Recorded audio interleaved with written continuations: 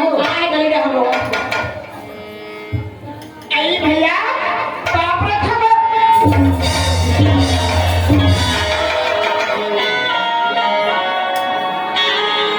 पहले तो घर के लिए आते हैं ते तो भैया मैं दिन भर भराए होगा काय करे बोले इसका मला लहागा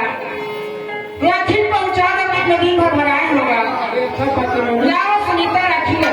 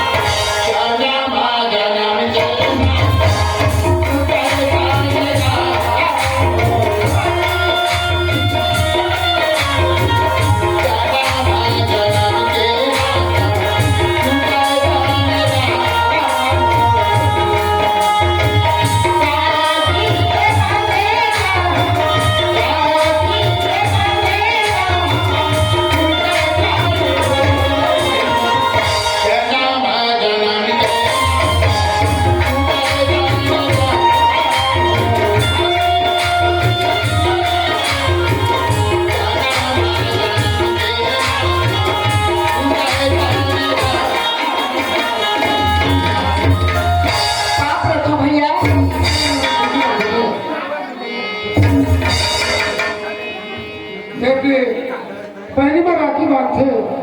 तो राखी को चिन्हा देते तो कहूँ अपन बहनी मारते तो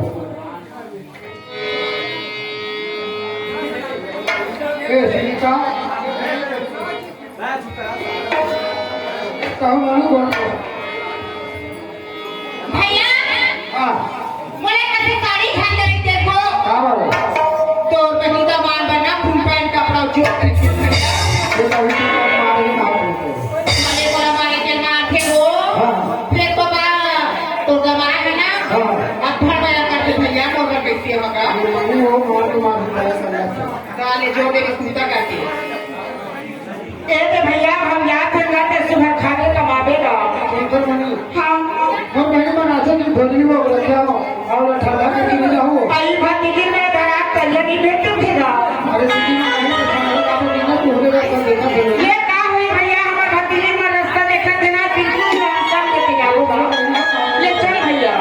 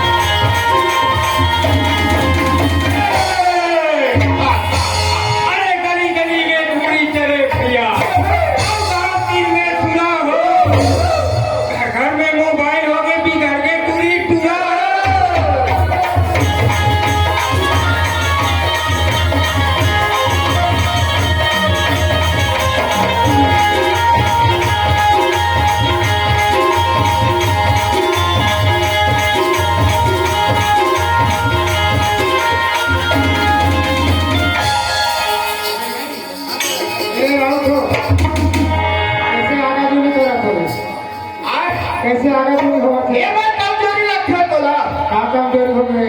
देखा कमजोरी मतलब ये है बाबू हाँ बता दो। ये हम कन्या खो जाते बताइए को जाते हाँ तो मालिक घर तो है मालिक गाँव कभी नहीं है ये पाखुरा नहीं थे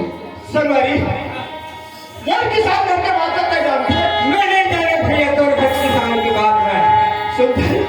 नवा नवा थोड़ी थोड़ी गाँव हवा भाई हाँ कौन चाहता सरल लग